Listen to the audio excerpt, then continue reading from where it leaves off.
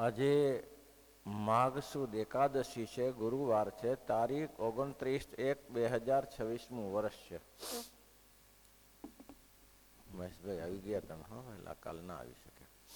તસૃષ્ટ સૃષ્ટ સૃષ્ટેસ્તુ કોન્વ ખંડિત દીપમાન ઋષે નારાયણ ઋતે યોસિન્મયેવ માયા. ભલભલાનું પરાભવ થાય છે. આ જગતમાં ભલભલા દેખાતા હોય પણ તે પણ માયામાં બંધાય છે. જ્યારે ઘરથી નીકળ્યા હોય છે ત્યારે તો એવું કરીને નીકળ્યા હોય છે, બધું નાશ કરી નાખવાનું, કંઈ છે જ નહીં, બાળીને નીકળ્યો પણ પછી પાછું લલાડું શરૂ થઈ જાય છે. મોટા મોટા સંતોને બંધન થયા છે. એટલે મહારાજ કે મોટા મોટા સંતોની બંધન શું છે? ગોપાળાનંદ સ્વામી કે વિચારીને વાત કરજો. બ્રહ્મા મુનિને કહ્યું પ્રશ્ન ઉત્તર વિચારીને કરજો. કેમ તો કે શિવ બ્રહ્માદિને પણ મોહ થયો છે. તો આજના લોકોની શું વાત છે? ભગવાન શ્રી હરિએ બહુ સરસ, તો જેનો નારાયણનો ઉપાસક હોય, જેને નારાયણની વિશે વૃત્તિ લાગી હોય ને નાડી પણ જેને નાડીપણમાં ખેંચાણો હોય તે જ બચી શકે, તે સિવાય ના બચી શકે. શક્ય જ નથી. અગ્નિ ને ઘી ભેગા થાય ને ઘી પીગળ્યા વગર ન રહે એ ઘી જ નહીં હોય. માણસ માત્ર ને એ શક્ય નથી. નારી વિવસ, રામાયણમાં સૂત્ર છે, નારી વિવસ નર સકલ ગુસાઈ. નારી વિવસ નર ગુસાઈ. બહુ સરસ સૂત્ર છે. નારી વિવસ નર સકલ ગુસાઈ. નારી વિવસ સકલ ગુસાઈ. નાચઈ નાર મરકટ કી નાઈ. નાચઈ નાર મરકટ કી નાઈ. નારી વિવશ નર સકલ ગુસાઈ. નારી વિવશ. નારદજી 1000 વર્ષ સુધી તપ કર્યું અને કોઈ અપ્સરા ઇન્દ્રએ મૂકી પણ કઈ અસર ન થઈ. એવા નારદજી હતા. પણ જ્યારે એને સામાન્ય રીતે તો અસર ન થઈ, પણ જ્યારે વિશ્વમોહિની નગરીમાં ગયા ત્યારે એની કન્યાની સાથે લગ્નની વાત સાંભળી ત્યારે થયું આવી નગરી તો મેં ક્યારે જોઈ જ નથી, આ પહેલી વાર નગરી જોઈ. અને તમે વિશ્વમોહિની લગ્ન હતા ત્યાં.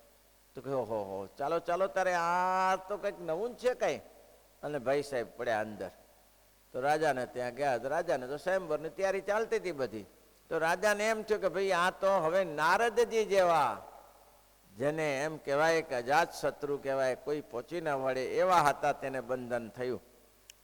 અને અંદર ગયા તો શું કર્યું? અંદર ગયા પછી રાજાના મહેલમાં ગયા. હવે ભાઈ તમારે રાજાને રાખ, તમારે શું લેવા દેવા છે ને? રાજાની શુશ્રૂષા કરવાની સાધુ પુરુષોને જરૂર ક્યાં છે? અને મહારાજ કે અને ખુશામત કરો એટલે ભેંસને ખાંડ ને માણસને વખાણ. આનાથી લોકો પારો આપે છે. ભેંસને ખાંડ નાખો એટલે દૂધ આપે ને આને પારો એટલે પૈસા આપે. આ મોટો રાજા નારદ જેવા નારાજ રાજાની ખુશામત કરવા ગયા. મળતા જઈએ અને ત્યાં સુકન્યા આવી તેની સાથે અને કીધું કે લ્યો આ મારી કન્યા છે, આશીર્વાદ આપો, કાલે શરીરમાં સ્વયંવર છે. હાથ જોવા ને મોઢું જોવા બેઠા. મોહ થાય છે ત્યારે કઈ ઊંધું દેખાય છે. નારદજીને ઊંધું દેખાય છે ને એવું જોયું ભાઈ. શું જોયું? કે આ કન્યા જેને વ્રત પરણશે તે ચક્રવર્તી. જેને કામનો મોહ જાગ્યો ને, ક્રોધનો મોહ જાગ્યો ને, લોભનો મોહ જાગ્યો ને, ઊંધું જ દેખાય. જગતમાં લોકો નહીં લૂંટી જતા, લોભને માટે લૂંટાઈ જાય. મોહ જાગ્યો તે શું બોલ્યા? વિચાર શું કર્યો? હા, આ કન્યા જેને વર્ણશે એ ચક્રવર્તી રાજા થઈ જશે. તો નારદજીને એમ છે આ લાભ લેવા જેવો છે.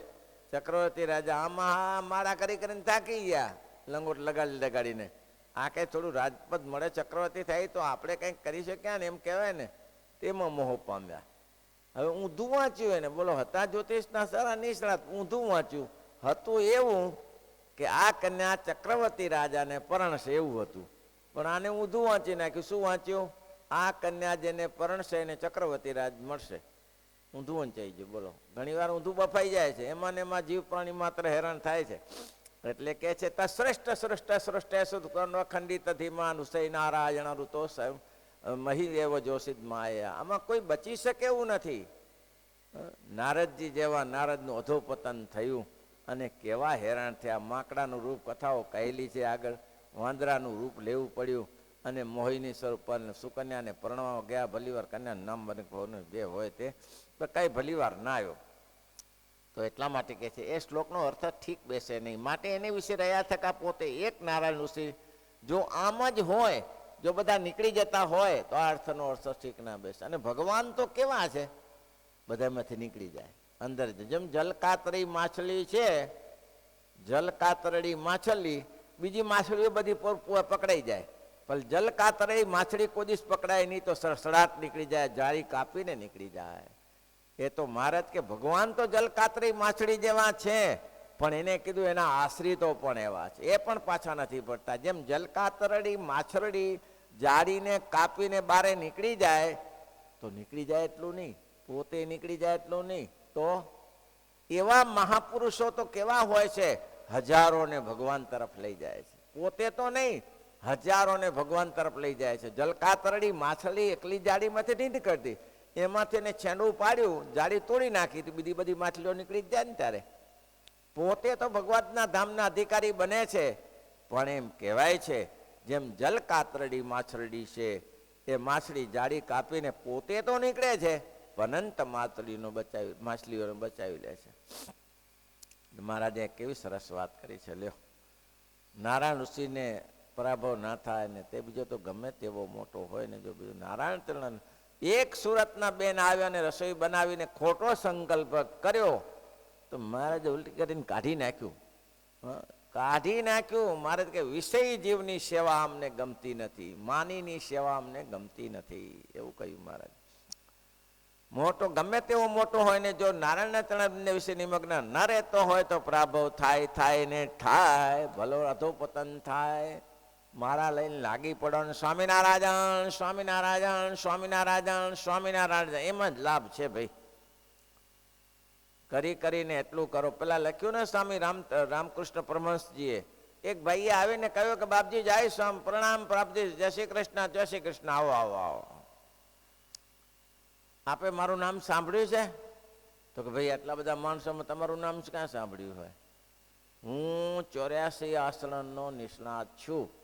84 આસન જાણું છું એટલું નહીં, કરી બતાવો છો એની બધી માત્રા જાણું છું, એના થકી શું સુખ ને દુઃખ થાય એ પણ જાણું છું. 84 આસન જાણું છું. સ્વામી કે 84 આસન? હા 84 બાપ, 84 આસન જાણું છું. બહુ કહ્યું ને તાર સ્વામી કીધું 85મું જાણો? 85મું કોઈ આશ્રમ જ નથી, 85મું કોઈ આસન જ નથી ને. 85મું આસન નથી જાણતા પાણીમાં. એવું કયું આસન છે જે 85મું આસન હોય? એ છે કે બાપજી પતંજલિ જોગમાં કઈ એવું લખ્યું જ નથી 85મું આસન, 84 આસન જ છે. જો એ 85મું આસન તને આવડી જાય તો આ 84 સફળ થાય, અને 85મું ના આવે તો 84 પાણીમાં જાય. બાપજી એવું કયું આશ્રમ છે? રામ શરણ આશ્રમ. કયું આશ્રમ? આસન કયું? રામ શરણ આસન. બોલો, સૌથી શ્રેષ્ઠ. મોટા મોટા વિદ્વાનો, પ્રકાંડ વિદ્વાનો કથા વાર્તા બધું કરે. અમારા ગુરુજી હરિશંકર કાદર કહેતા કે મારા ગુરુજી એ રામાયણ લઈને બેસતા. આપણે કહીએ એટલે સરદાસન આચાર્ય દેવા તમે તેને રામાયણમાં શું લખ્યું છે? જગતમાં તો લોકો રંડા ગીતા નીકાળ્યા કહે છે. અરે ભાઈ, એની બુદ્ધિ ભ્રષ્ટ હશે એટલે કહેતા હશે, એની બુદ્ધિ ભ્રષ્ટ હશે એટલે કહેતા હશે. બાકી તો ઓહો હો આમ જ માલ છે. માલ કેમાં છે? આમ જ છે. સંતોષ શેમાં થાય? શાંતિનું સ્થાન હરિનું નામ છે, બાકી ક્યાંય શાંતિ નહીં થાય. નહીં પત્નીમાં શાંતિ ના થાય. એમ જગતમાં એમ લખ્યું છે, પૃથ્વીમાં યાની સ્ત્રીય,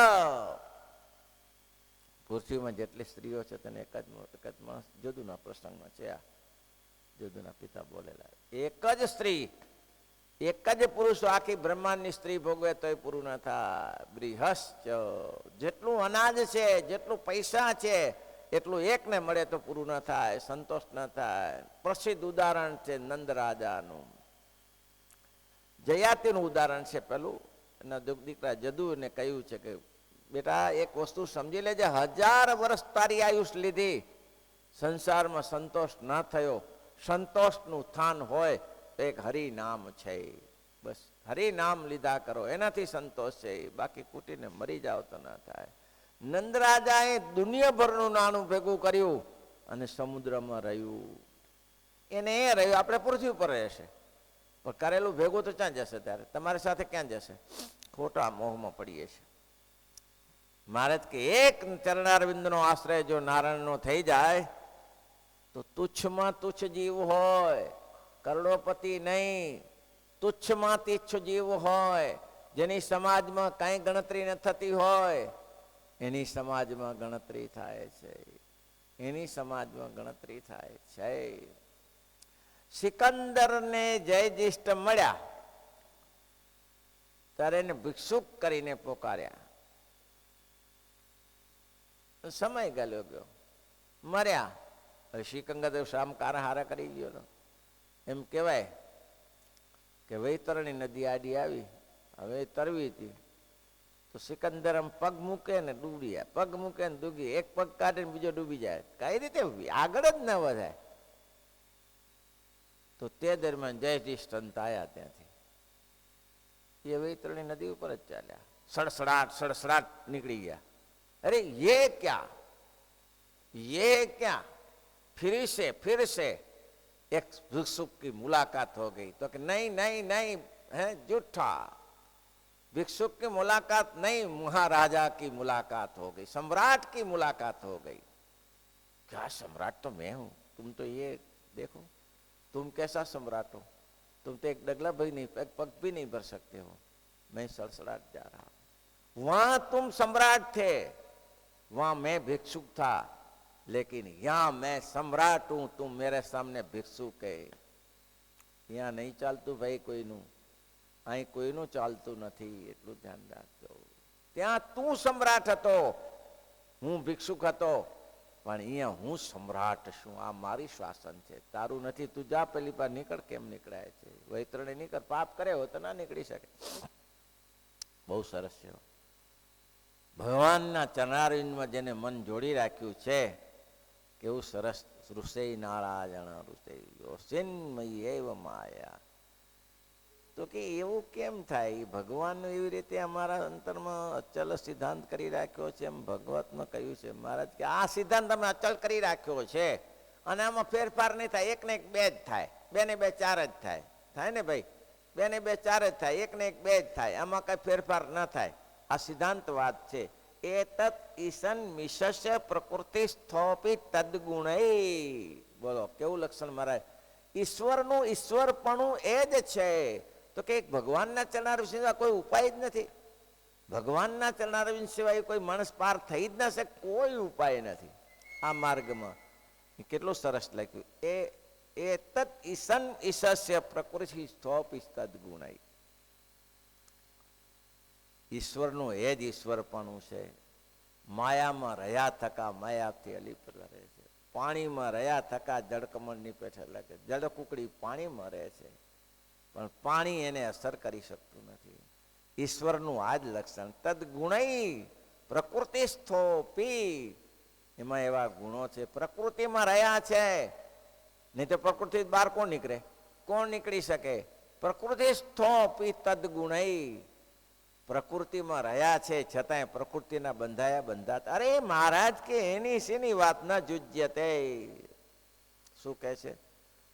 એ રીતે જેને નારાયણનો આશ્રય થયો, જેને નારાયણનો આશ્રય થયો એની કેવી દશા? તો કે જો આત્મસ્થૈ યથા બુદ્ધિ તદાશ્રયા.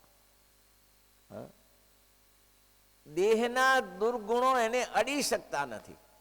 આત્મસ્થૈ. દેહને વિશે રહ્યા. આત્મા એટલે કે દેહ અહીંયા લેવાનું. આત્મસ્થૈ પોતાના દેહને વિશે રહ્યા. દુર્ગણો ખાવું પીવું રમવું ફરવું તેને કઈ હસી શકતા નથી. એ સંતદાસજી પાણીમાં પડીને બદ્રિક આશ્રમ નીકળે, અહીંયા કડીના તળાવમાં નીકળે. પ્રકૃતિ સ્થોપી તદગુણૈ. પ્રકૃતિમાં રહ્યા થકા પણ એને કોઈ પ્રકૃતિ અસર કરી શકતી નથી. સ્ત્રીઓમાં રહ્યા થકા પણ નિર્લેપ રહે છે. રામાનંદ સ્વામીને જ્યારે શ્રીજી મહારાજે કહ્યું કે ગુરુ મહારાજ, નારી ગંધથી પામું છું દુઃખ, મને નારીની ગંધ જ નથી પોસાતી, તમે મને આ ગાદી આપો એટલે આ બધાનું સંચાલન મારે કરવું પડે અને મારાથી નહીં થાય. મારાથી આ સંચાલન નહીં થાય. કેમ?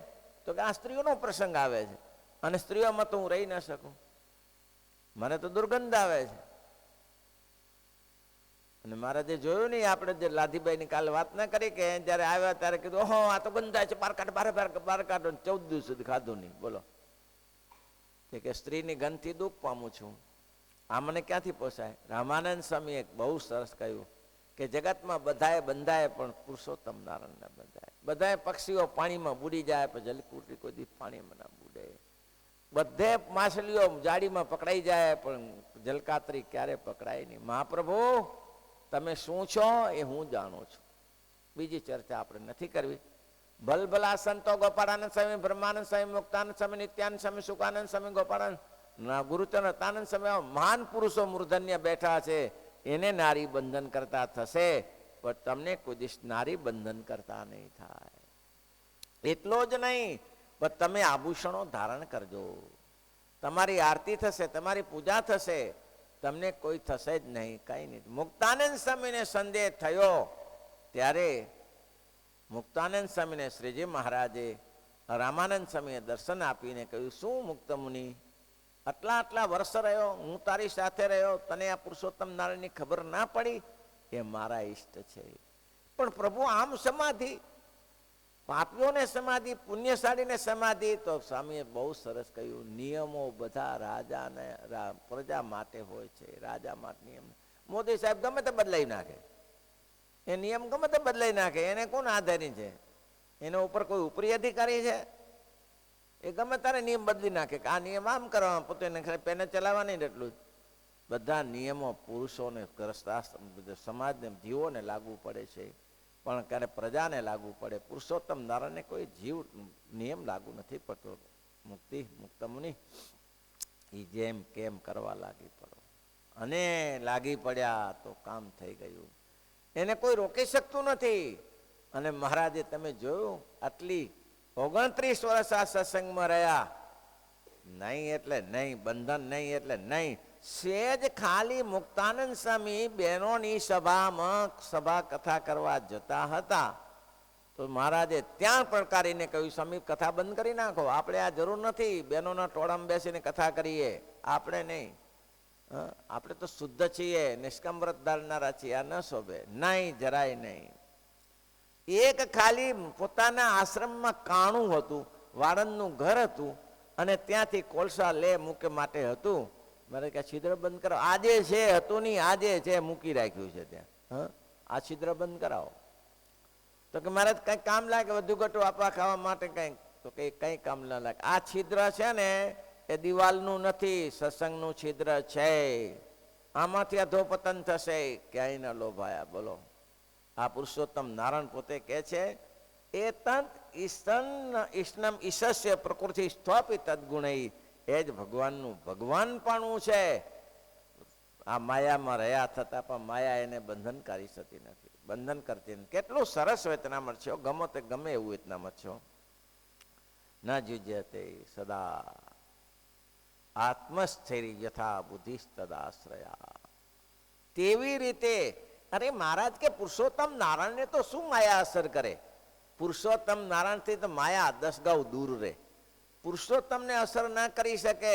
મેં કાલ સુરાખાચરને દર્શન આપ્યું કે એક માત્ર જેને આશ્રય કર્યો છે એ ક્યાં પ્રાણાયામ કરવા ગયા હતા, કઈ યોગની પ્રક્રિયા 84 આસન જાણતા હતા, પણ એક પુરુષોત્તમ નારાયણનો આશ્રય તો ભલભલાને હાંકી કાઢવાની તાકાત.